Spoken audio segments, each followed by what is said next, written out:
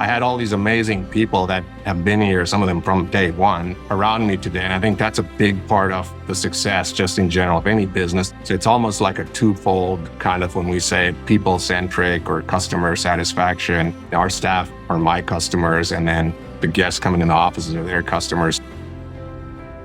Hey there, dental economist. If you're a dentist owner or a leader within a dental business thinking about growing production, case acceptance, patient and staff satisfaction, positive outcomes, and everything else that comes with running a dental business, then you're a dental economist, and you've come to the right place. Welcome to the Dental Economist Show. We're meeting at the intersection of profit and purpose as I sit down with dental leaders who share their stories about dentistry, business, and growth. Welcome back to the Dental Economist Show with me, Mike Huffaker. Today, we are talking with Dr. Sulman Ahmed, the founder and CEO of DECA Dental Group, the company behind the ideal dental brand known as the Starbucks of dentistry. Dr. Ahmed sits on the board of advisors for Tufts University School of Medicine, where he received his Doctor of Dental Medicine degree. He is also the president of the Association of Dental Support Organizations, which we all refer to as the ADSO. Dr. Ahmed recently wrote his first book called Make Them Smile: Why Customer Satisfaction is the Key to Rapid and Sustainable Growth. Welcome to the show, Dr. Ahmed. How are you? Good, Mike. How are you? Thanks for having me on. First off, I've read your book in anticipation of this conversation. I enjoyed it very much. Why was it important to you to write this book? The book wasn't really supposed to be a book. It started off as a diary I just wanted my kids to have. So I started writing it right after COVID, just so they would kind of know some of the struggles or the decisions or kind of how life got to where it did. And as we all think about our own lives and you think about your father or grandfather, you may know what they did, where they worked, how it all went. But I think a lot of times we don't share the emotions and what that actually meant to open your first location or your first job or coming to a new country and all the different kind of feelings and emotions tied into that. So it started out just for that, and it was never going to be shared. And then it kind of started evolving. For the last 10 years, I've had a lot of business people, entrepreneurs, dentists reach out and say, hey, I'm at 3 locations. How do I get to 10? Or how did you get from 10 to 50? Or how do I know when I need to bring in a CFO? And, what do I need to pay them? And how do I fund this? And how many personal guarantees should I have? So it all started like I had all the material or playbooks, as I like to call them. And then after a couple of years ago, I just decided there's like too much information. And for the most part, 80% of the questions are all the same. It's like, I've been doing this for 2 years. Why is it not working? And in the book, I say, because I try to simplify it where it applies to most people, it takes at least 10 years to be successful in anything. You got to be, and I think in this world, everyone's just looking for a quick Instagram answer there. And so I think it put a lot of things in perspective. And then I think lastly, I just felt like you reach a certain point in life and giving back maybe, but I think more than that was just, I look back, I'm like, holy cow, like, I don't know if I was supposed to make it given the odds and how much debt I was in and all the stuff that happened. And I think there's so many other people I come across that are so scared to take that next step, whether it's in life, personal, professional, whatever. And hopefully this book is a little bit of an answer where they're like, hey, if he could do it, then I can certainly do it. And, my situation's not as bad as him. So why have I not started? And so I share a lot of that in the book. You just mentioned fear. And one of the things that I really appreciated in the book, it was a bit of an ongoing theme, like your relationship with fear and how you use it and kind of embrace it. Can you talk about how you've learned to live with fear and use that to power some of the things that you do? I think everyone has a very different personality. So I'm not saying everyone needs to go out and do what I did, but I think the people naturally reading this book are going to be somewhat wired similarly. And feedback I've gotten from some of the earlier copies is like, when I read the book, it feels like you're talking to me. And I've had that from people who are not dentists and people who are dentists and business people and young and old. I love that. Fear for me, I've always felt that if you're not growing in some kind of way, whether it's personally, then life kind of gets boring and stagnant. And some people, they don't want to have the risk. They want the stability. Same thing day in, day out. The predictability is fun. And it's not just dental offices. It's even personal. Like you have a goal that you work towards, whether it's better sleep or better working out or eating better, working with a kid on something they're not the best at. And the same thing happens in business. And so I've always found to take that next step to grow, because it's always what's next, there's a certain amount of fear. And I think there's healthy fear and there's bad fear. But I think when you're about to do something really, really great, you get to that line where you don't really know if this is healthy or bad. So everyone's like, oh, the interest rates of this, I'm taking this risk. And my story was like, I'm going to do 2 locations right off the gates instead of 1. And so there's a little bit different risk there. And looking back, I don't know if that was a healthy risk or not. It just, in my case, luckily worked out, but you've got to take those chances. And the book, I was so nervous to get this published because it's the first time. I mean, for those of you that know me, I keep things very kind of close to the vest, and I'm a very personal space kind of guy. Don't like sharing too much of the personal information, but it really was like, if I can get one person and impact their life and they're like, they go out and do something great and maybe become like the next DECA, then this book would have been totally worth it. And so I think that's where you have to look at fear and look at the cause. But I've always found, like, whenever I'm about to do something great, it's just at that tipping point where you have that feeling in your stomach where you're like, I don't know. And you just write it out and it's like a thrill. You really do put yourself out there in this book, and you share a lot of great stories about your childhood and growing up and moving to the United States, and kind of all of the stories of the challenges that you faced in the launching of your business. One of my favorite stories, I think a lot about, there's these decisions that you make in life that really kind of alter the course of what ends up happening. And if you make the opposite decision, things would be totally different. And when you moved to Jacksonville, you tell a story in there about a phone call with your dad. Can you share a bit about that?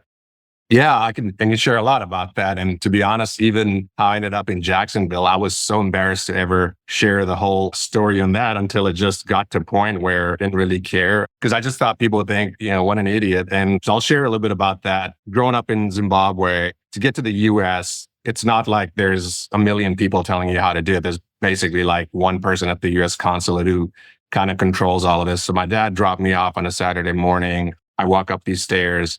Small little office. There's a lady behind the counter. She's like, hi. I'm like, hi. She's like, can I help you? I'm like, I'm here to apply for colleges in the US. She's like, great. And she points me towards a book. It was the Barron's Guide. It was chained so that no one would steal it. It had every college in there.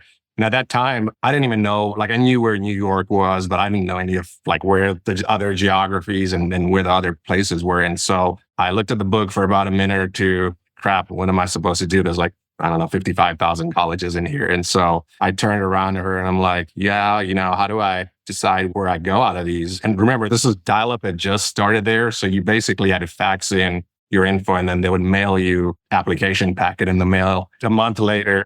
And then you would mail it back. And so she said, well, where do you want to go, son? And I was a 18-year-old boy at this time. And we used to get Baywatch and other American shows come in, but they would come in like about 6 months after they had aired here. And, went from MacGyver, A-Team to all that fun stuff to like finally Baywatch was the cool thing. Like, oh my gosh, America's awesome. The beaches, everyone's like so good looking and tan and those fancy cars and, you're driving around. And so I was like, I want to go where they show Baywatch. And she smiled at me like she knew exactly what I was talking about. And she said, oh, son, you want to go to Florida. They have great beaches there. Not realizing Baywatch was in California. I'm like, yeah, great. So I go, everything's in alphabetical order. I can go to F. I picked Florida.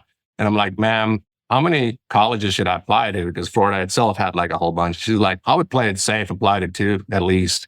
So I'm like, sounds good. So they had tuition, male to female ratio, all of that stuff. I picked University of Miami and I was like, let me pick another area, that's not in the same. So I picked Jacksonville, University of North Florida in Jacksonville.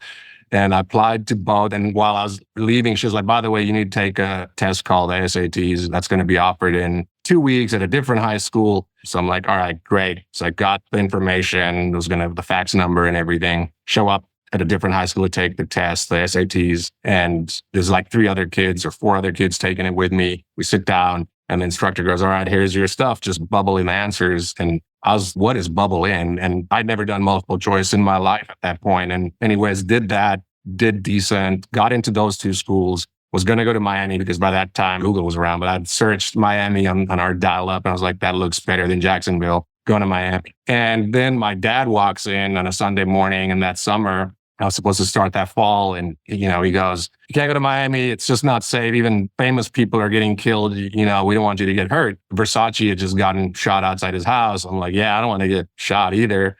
I'm going to go to Jacksonville. And I go to Jacksonville and it was nothing like Baywatch. It was nothing like the America I'd imagined. And I was rooming with a guy, Dave, at the time. And after about a week, he was like, I don't understand what the constant references to Baywatch have to do with anything. I was like, well, that's the whole reason I came to America. And that's why I'm here. And he was like, this is Jacksonville, Florida. Baywatch is in California. He goes, it's six hours flying the other way. And that's when it dawned upon me, like, oh my God, like such a big decision. I left my house, came by myself, 18, 19 hours flying, and I have no chance. Like I can't even pick where I'm going. But to your question, I just wanted to come back home. I was homesick. Jacksonville didn't have any public transportation. I didn't have a car. So, you're just eating campus food, which only had like 2 places really. So I was like, this is not what I thought it was. I'm out. And I remember I had to go to a bookstore, buy a calling card, and then go to a payphone, put the pin, call, and there was a time difference, so I finally speaking to my dad and I kind of broke down. I was like, look, I just don't like it. I'm sorry. I made this decision and I suck and I'll just have to come back and figure out what I'm going to do. And he said something at that point because I totally given up. And he said, all right, well, look, you're out there anyways. Think of it as a vacation and just hang out for another week or 2 and then just come back. And that took all the pressure off of me. And my whole mindset changed in terms of, I'm like, I'm going to enjoy and try to make the most out of what's left here. And then I'm heading home. And a week later, I was like, man, I kind of made some friends. It's not so bad. It's not Baywatch, but it's not bad. Another week went by and, I called my dad and, I was like, hey, like maybe I'll hang out another week or 2. And then does the offer still stand? And he was like, yeah, you're there anyways. And you paid for a semester's tuition. But I think of a lot of things in life that way, where at times we all want this glorious kind of thing. I had dentists come and meet me. We're still in school and having graduated, and they're like, I want to do what you did. So I don't want to go the traditional dentist route. I want to have a bunch of locations. And I just look at them. How do you even know that? Like you haven't even picked up a handpiece and worked on a real patient outside of school. But I think the message of that whole story is we have these ambitions and we want this amazing thing. And then we go out and little things happen that really scare you, because the practicality of anyone who's built a business is it's easy to look at what it looks like now without understanding like those little sacrifices that were made. And not everyone who goes to college has to make that sacrifice. This was unique in my situation. It just disrupted everything I'd culturally grown up, the language, different just understanding of cultures and people. So that was the whole gist of that was, if you've thought it through and if it's a good thing, stick it out a little bit and take some of the pressure off. Like, what do you have to lose? And we just overthink a lot of things. I still do it at times. I love the story. There's so many lessons out of that too. If you set the wrong expectations, you're just setting yourself up for disappointment. And as a father, when I hear the story of what your dad said to you, I think in my head, would I be comfortable enough to have that conversation with my son, or would I be pushing? I feel like the inclination I might have initially is, no, you have to do this. You've got to do better. This is something, versus taking the pressure off. So it just showed a huge amount of emotional intelligence too. I think there's a lot of fear probably on his part or too, like you. And if my kid was 18 hours away and he was miserable and tearing up on a payphone and I knew I couldn't even call him back and I had so many minutes, or used to have those beeps, that let it's left on the calling. Yeah, I don't know if I'd have probably wanted to run and hug him or try to save him or do whatever I thought to protect him. But I think that, again, to your point, I talk about emotional intelligence and the ability to use your gut and then make some of those decisions. But again, I think it's probably just as courageous on his part to just leave me out here. Can you talk a little bit about your view of work-life balance? I talk about this in the book today too. I just feel like we live in a world today where everything's about work-life balance, and to achieve greatness in anything, if that's what you aspire to do. If you want to be a balanced person, great. Just balance out how much you work and how you want to spend your time. If you want to be great at anything, you've got to skew that balance at times. I'm not saying your whole life needs to be one extreme, but if you want to be a great athlete, that means probably 10, 15 years of your early life are just heavily skewed towards training and practicing and dedicated to that. And then it balances out maybe over time, and when you retire or you're not as able to compete at that level. And so same thing with building a business.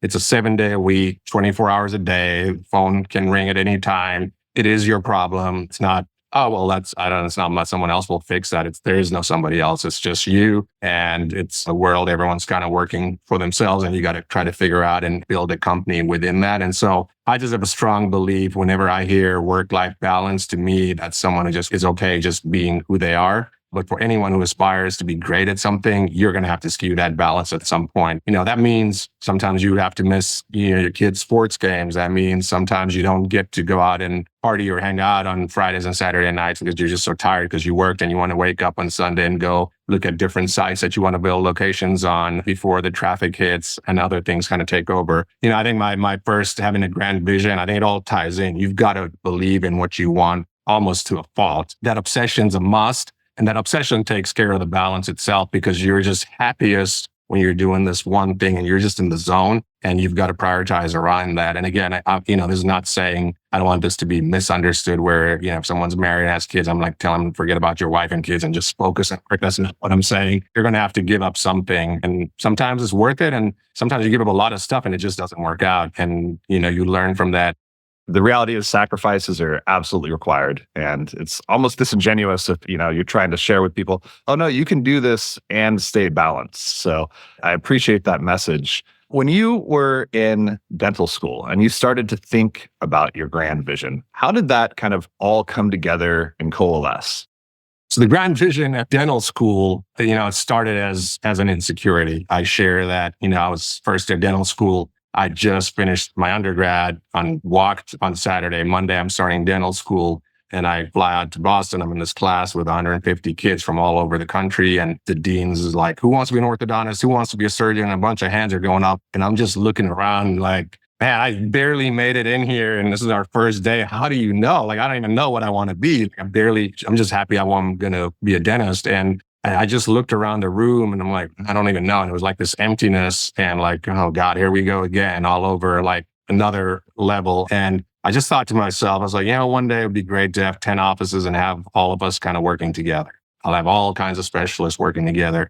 And that got implanted in my head somewhere. Honestly, I didn't think about it for years, but there was something from that moment. And I think everything in our life is something we can kind of learn from, whether it's a good or a bad thing. Every meeting, I always just tell my kids and anyone around me, every meeting's a good meeting, even if it doesn't work out or someone's trying to sell you something, but you don't want to do it, but you learn something and you don't know how those people or those things will kind of come back full circle. And so, the grand vision was like, all right, 10 offices one day, that's how I'm going to have this chip on my shoulder, and I'm going to prove that I also know what I'm doing and I'm better than, everyone. And so that kind of carried forward and manifested itself in different ways, and just working really, really hard and feeling like, all right, I have it figured out, but I'm going to work harder than everybody. I'm going to show up earlier, stay late, treat and pre-clin, and when we started our clinical rotations, just hustle as much as I can, fit as many patients in, and I'll do 3 a day where others would just do 1 a day or 2 a day. And then when one location started, and then 2, and then 3, and then 4,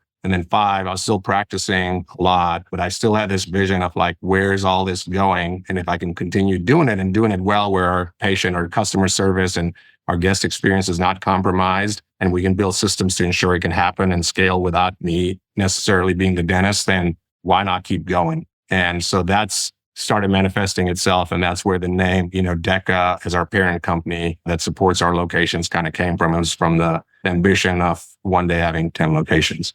I love that story. And how many locations are there right now with DECA in total? So we have about 153 open locations and about another 40 or so in some stage of development, from either we're waiting on the land to be turned over, or we're getting our final CO to open up. Probably just under 200 today. Okay. So in hindsight, you set this expectation of 10, and that seemed like a really big goal at the time. At what point did you kind of recognize this is going to become so much bigger than I initially thought? Well, I think that journey still kind of continues. We had our 15-year celebration, and if you think about, because really I didn't coin DECA or put the corporate structure together until 2013, when we had surpassed. I always share stuff after we've surpassed something. So I would have never said, we're going to call it DECA and we're going to have 10 locations. We're at 2 or 3.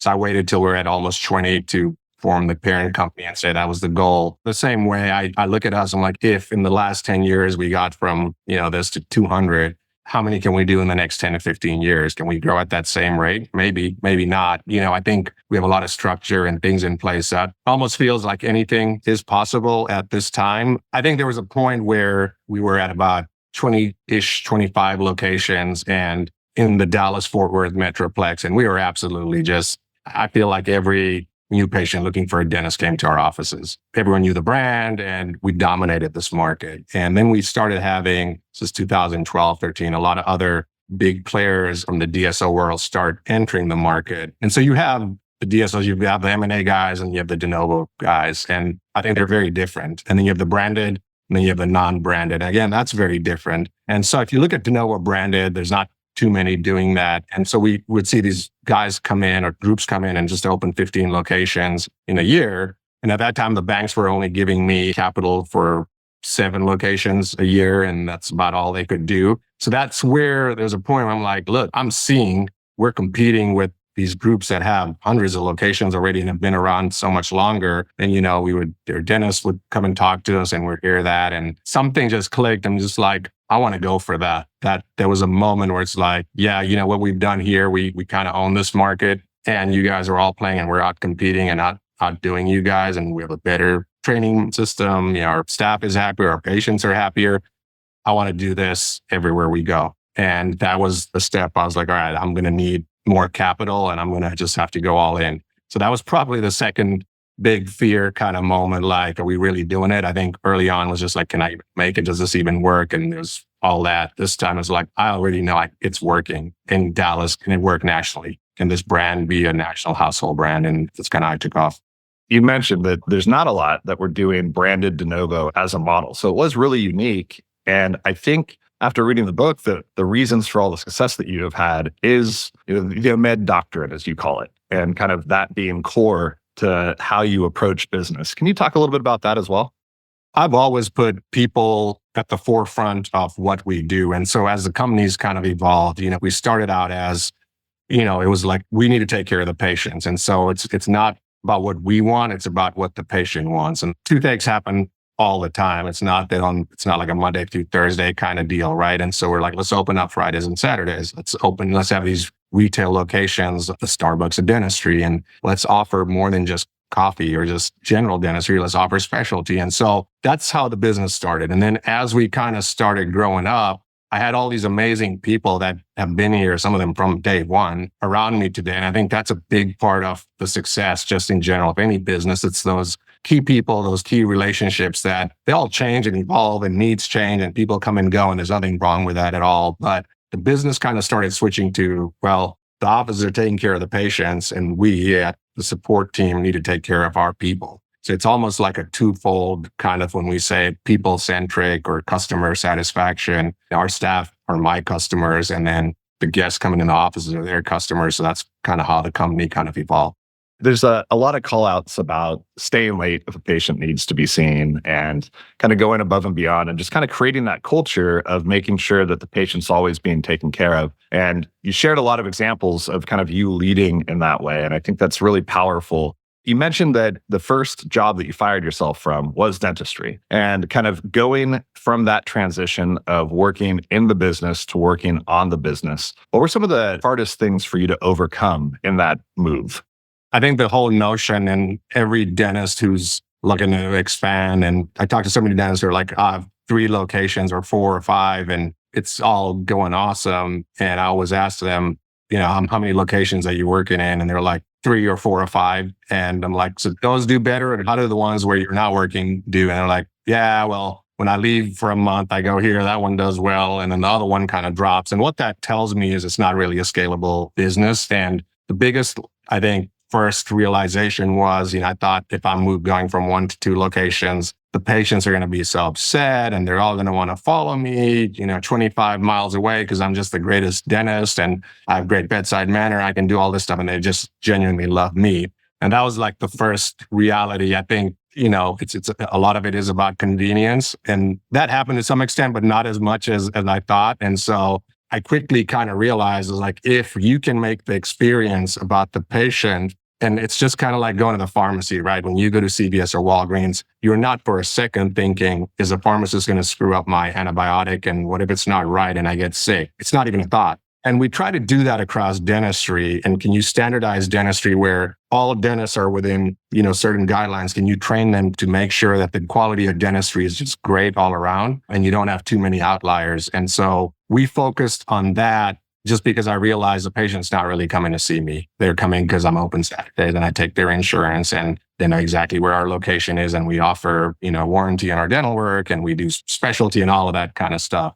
And so I would say that was the first kind of reality check where it's like, it's really not about me.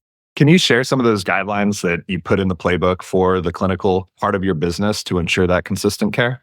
We realized, for example, if you come in for an exam and you have one filling and, it's not going to take long to do, we realize patients don't want to schedule 2 months out to come back and take another hour out and then another 30 minutes to drive and come to the appointment. So is there a way we could do same day treatment and build that into our kind of philosophy and schedule accordingly where we have gaps in the schedule to allow for that? So that was one thing. And then the other thing was just the clinical quality. We created a clinical board. So if you think about a single dentist out there who claims they're a great dentist, they absolutely may be, but based on what? Like no one's really looked at their work and said, yep, that's a perfectly finished root canal and the margins and the crown look great, perfect. So that was the first thing as we started expanding. You have all your business functions where it's X amount is supposed to come in and go into your bank. And so you have to check all those things off. But what happens to the clinical quality when you're not in that office? How do you check that? And so we very quickly, even back then, would virtually create like a little clinical board where if you're coming into our culture and our group of doctors, you're paired with a mentor, whether you've been out, it's your first day out of school or you've been out 10, 15, 20 years, just to kind of share some of the best practices that we've picked up over the years from different continuing educations and schools of thought around what's most efficient for the patient and the best kind of products to put in their mouth. And that's been invaluable. So whether that's auditing, random chart audits, if a dentist is doing a root canal and it's kind of things get complicated, they've got specialists available to them right away to go ahead and check, and make sure if they need any kind of guidance or need to be referred. So we started putting all that structure in place. And then the hands-on clinical training was big too on how to do certain procedures to the point where, now we have our own in-house CE that's approved and accredited. So we do a lot of our training in-house. I mean, just last weekend, there's implant training here. I think there's like 10 or 15 doctors learning that. Invisalign, again, we've got some of the best Invisalign instructors that are part of the DECA team now. And so that journey's kind of continued, but it's very, very heavy on clinical. And I think that's one thing people don't understand. And I talk about in the book in terms of core competency. Like you can't go build a great dental business if you're not a good dentist to begin with. Like you've got to be, that's just a non-negotiable in anything. Even if you want to build a auto body repair thing, if you don't know the first thing about it, to be really great at that, then you can't really teach it to anybody. So that was the first thing that just happened, was just how do I become a great, efficient dentist where my patients are not feeling me numb them up because I have a certain technique and, the temperature of the anesthetic and, they don't feel anything there. And they're like, oh, you're already done? I didn't even feel that. And then the work's done really efficiently and fast. They're like, oh, I'm done? Yeah. And so those little moments of wow on the customer experience just go a long way. And I talk about in the book too, the 3 things we're solving for in dentistry and healthcare, but also in most businesses. It's time, money, and fear, right? It's a customer's thing is like, all right, how long is it going to take? And so if you're going to say it's going to take me 3 hours, well, that's half a day for somebody. So can you get them done in 35, 40 minutes to an hour to get at least process started? How much is this going to cost, right? So is there a component of self-pay, insurance is covering some? If not, how can you help me kind of pay for that? And fear, is this going to hurt? That's just a very natural human thing. As much as different businesses, I think going to get an ice cream is people probably look forward to more than, going to the dental chair as much as. So how do we take that fear out? For us, having a brand and the ability to build from scratch, we control every aspect of that. So there's just as much thought put into like the patient and what they see and perceive and smell. So the wall color in our offices is a certain color because it's neutralizing and calms them. The way our offices smell is a certain way. The way we answer our phones, it's like, Ideal Dental, how can I make you smile today? So it's not like, oh, I've got to call and make this appointment. It's like, oh, you said something different. You said, how can I make you smile? most of the time, patients are already smiling when you kind of say that. We make sure you can never wear a handpiece, so you don't have the typical dental kind of office smell. So there's so many details that go into it that are just beyond dentistry and clinical and have everything to do with relating to people. And the great thing with the book is you go into all of that and you outline, it's not only offering a lot of strategy and kind of strategic approaches, but a lot of like little tactical things. You also mentioned not hearing a drill, and when you're having financial conversations, being able to do those in privacy so that the customer is comfortable with that. And so there's just so much thought put into each little step. You just mentioned the training for implants and Invisalign, and that kind of speaks to a culture of continual growth. Are there other things that you do within your organization, maybe not necessarily just on the clinical side, but to support the growth of the people that work? Business training is huge. Part of our story is if you're growing and it's organic growth, right? You're building a new office. You have 0 patients, 0 revenue, 0 staff, 0 profits. So everything is new. And so all you can do is grow. And so when we think about that in terms of people, we have a path to leadership for every position, whether you're a dental assistant, front office manager. And so there's a lot of business training. And as we kind of grow, trying to elevate people within the company. And so I love seeing people promoted from within the company because they already understand the culture. But there's a lot of training in that. And then there's a lot of one-on-one mentorship, and we try to do that with all of our direct reports, but I spend, almost an hour a week with all my direct reports where it's just a one-on-one where we're just talking through. A lot of times it's business, a lot of times it's personal because they're going through something in their life. And sometimes I have no expertise on, or sometimes I've dealt with exactly that kind of situation, because that's the reality of any business that's built to last. Is it's really about the people. And if those people believe you as a leader, and they're humans, life is going to happen, and then people are going to pass away in their life. There's going to be divorces. There's going to be issues with kids. And if nothing else, just them knowing that you understand, because that changes the way as a leader I'm towards them. They maybe be a little slow in what they should have done. And instead of me just kind of pushing that, I have to understand that they're going through something and I have to be supported, but at the same time, make sure the needs of the business are being met. So that's how I really encourage more leaders to do that. So in 2008, approximately, you launched Ideal. And by 2021, you closed the deal with Blackstone, the company valued at $500 million. By any professional measure of success and achievement, you've been incredibly successful. What are your driving motivations now? And is there a challenge to stay motivated? Like when you have like an event that happens like that, does it shift your mindset at all and how you move forward? It's different for different people. I've had people where they stopped working and retired very, very early, way too early. And they're happy with that because they're like, it's not. So I think for me, I think the money was just like a validation, and it was just like, you did it. I look at it as this morning I've been in my office since 7 a.m. just because I like being here. The growth, going back to the fear and the growth, is I feel like if I've been put in this position to impact lives, now I can impact even more lives. And going back, I can even impact more lives of our staff, and then they can impact even more patients. And, we have thousands of patients coming through our stores every day. Many of them are new patients coming in every day. And so we look and we track and we appreciate all that. So I look at it as like, I've been blessed with now a bigger platform to do even bigger and better things. But I think it comes down to what's driving you. I think my driving force is the same as what caused me to start the business. So it was never a financial kind of goal. It was more about how many lives can you really change? But I think it's different for each person, and I don't judge that. I've had many people who are part of the journey that they got a nice payday and they were kind of like, I'm done, and that's fine. But for me, I think it's even more inspiring now because there's different things we can do. I'll give you one small example. Post-COVID, there's all this change in the dental workforce. And we're a lot of assistants left dental industry after COVID, and you had Chick-fil-A paying more than dental jobs were at one point. And so we just decided we're just going to create our own dental assisting school, and we're not going to charge anyone who wants to come in to be a dental assistant. We're not going to charge them anything, and we're going to get them certified. So most dental assisting schools, you come in, you pay a fee, and you get licensed, and you become an RD, and then you go and you find a job. We did virtual fairs for people who had never been in dentistry, many of them, but were interested in healthcare. We brought them in, we trained them on our dime. We paid them hourly to come in and learn. And then we gave them the option once they're certified to go work wherever they wanted to work. So I looked at that as doing good for our industry, and they're going to go and help patients and another doctor, whether it's at our company or not. And I do believe in that kind of coming back full circle, because a lot of them end up staying here anyways. Those are little things that is really, really impactful to me. Like hearing some of their stories on just saying I was unemployed for so long and I couldn't find and I tried. Now I can do this and I'm a single mom. That's what it's about for me at this point. That's what really, really gets me going. And I'm like, if I've done that once, can I do that for 500 people? Then can I do it for 5,000? And then they're going to impact all these. So it's almost like a snowball effect. And then the people around you start noticing that and they want to be a part of that. It's almost like this culture that starts feeding on itself and then better and better leaders keep emerging from this company. What other initiatives are you launching this year that you're excited about?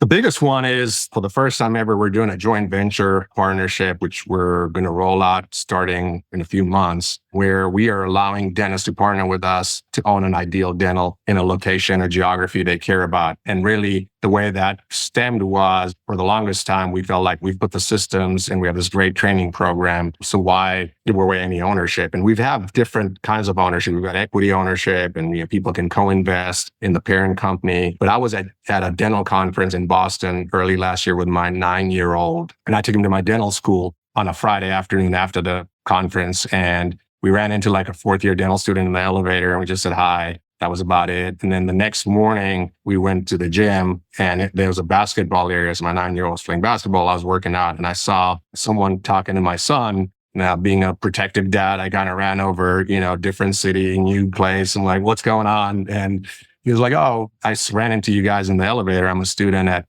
Tufts Dental School and I saw you there. And it's like, oh, great. And like, what year did you graduate? And told him. And he's like, great. Look, I'm going to be looking at contracts and stuff. Could I get your number and stuff? I'd love your advice. I may ping you at some time. I'm like, great. So I gave him my name, number. I went back to finishing my workout because I was like, all right, this is a safe place. My son was playing basketball. 5 minutes later, the dentist walks up to me and he's like, hey, I just looked you up. Holy cow, And so he starts going, he's like, well, I'm from upstate New York and 3rd generation. I went to the local school and I went to church there.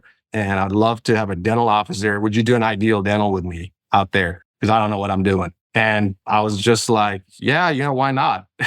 And so as the company kind of grew, we're doing 30 plus de novos builds a year, but there's so many dentists in today's environment where they're coming out, they want to live in a certain spot. There's tons of competition from all the other DSOs. They know they're going to be good dentists, but there's the business of any healthcare business, any business has gotten so complicated today with the legal and the real estate and the construction and the supply, equipment, credentialing, payers, all of that stuff. I'm just so excited because now for once we can say, hey, you want to be in the Michigan area. Great. We wouldn't have typically gone there, but we like you as a dentist. We think you'll be a great clinical extension of us. We're going to do all our research. We're going to present you with the 20 best spots. We're going to present you where all the growth is happening. And we have a great analytics model that we all use. So all this stuff we already have. It's not like we're recreating it. So why not now take the best dentists and partner with them in a joint venture where they have ownership and now they get to participate in the wealth creation opportunity, not just at the office level where they're producing and they have equity and distributions, but now that is worth so much more when it's part of like this big kind of mothership and that gets, revalued. So that has become so much fun because it's not just about getting rich. It's about creating real wealth for dentists who took a chance in you, just like I took a chance or someone took a chance in me at some point, So that's one of the most exciting things on the horizon. That's really cool. When is that launching? We're officially going to launch that in July to the outside world. And internally, we've already kind of done a soft launch. That's really neat. One of my favorite quotes is by an old sales trainer, but it was, you can have anything you want in life if you help enough people get what they want. And it's a really neat motion that you're able to be out there and support. And I love the story that it was, you're at the dental school and you have this, ambitious young dental student that's looking to make a better life for themselves. So that's great. I think in a lot of ways, Mike, I think that is like we never stop learning, right? So why stop growing if you're never going to stop learning? Because until that point, I was like, yeah, I thought about it before, but there was never really a reason to. But seeing like the look of hope in this kid's eyes and just being, would you, and like, I'd love to have an ideal dental. And I know I have 3 locations in mind. And it was like, you could just kind of feel like it went from, I'm graduating, I don't know what I'm going to do to like, would you? Yeah. Why wouldn't I? And so that excitement is what keeps us growing. A couple more questions, then we'll wrap here. I want to be conscious of your time. You just mentioned the perpetual learning and reading your book. I could tell that you really are a student of business. You tell stories about different companies and you talk about Amazon and Starbucks and what they do. Where do you go to learn? Do you have any books or podcasts that you recommend? Or what's kind of like your method of continuing to learn and grow? I hate admitting this, but I never really had like a mentor growing up. And especially if you're in the dental space, it's just really tough because it's not like there's 500 people who've done amazing things and you can just pick and choose. A lot of it was just kind of figuring it out on your own. And then I think there's little pieces you take from different books. The truth is, I think just like my book, there's not everything that's going to apply to everybody, especially when this got picked up by a publisher. Then it has to be a broader audience. You have to tweak certain things in your book so that, the one size fits all to some extent. I don't really have any one source that I'm crazy about. And a lot of times when I pivoted in that direction, the more you kind of start learning, you're like, all right, well, it was good over here, but now I'm getting in. It's like the philosophy is a little bit different and the goals are a little bit different. And some of it is like a sales pitch. I kind of shy away from a little bit of that. But I think there's been, Shoe Dog by Phil Knight. I thought that was an interesting one. And the part that resonated with me the most was when he talks about how he first sold Nike, I think it was 170 million or something in that range. And he's like, it was raining the next morning. He woke up and he put on his old running shoes and went for a run, which is what he did any other day. And I think that's his way of saying everything changed, but nothing really changed. And I think for a lot of people, myself included, when you have those big kind of events where it's not about the money anymore, it's a real test of like what happens. And there's that when you're young, there's that initial thing of like, well, I should be acting differently. And then as you mature through that, you're almost like, I don't want to be different. I just don't even care if anybody knows. I'm good. I'm comfortable in what it is. And my goals are very different. And so I think it's evolving to that point that those are the kind of books and things I kind of find helpful. Well, Dr. Ahmed, I really appreciate the time. So make them smile. Where will people be able to find it? It's sold everywhere books are sold. So Barnes & Noble, Apple is going to have it. The audio version's out on Audible already. But yeah, you can order it on Amazon, Target. It's going to be sold everywhere. Hopefully it helps some people out. Thank you for joining the podcast. Really appreciate the time. Thanks for having me on. Appreciate it. The Dental Economist Show is brought to you by Planet DDS. To find out more about how cloud-based dental software by Planet DDS helps unleash dentists and their staff to focus on patient care, visit www.planetdds.com. Stay tuned for upcoming episodes by following wherever you listen to podcasts. Thanks for listening.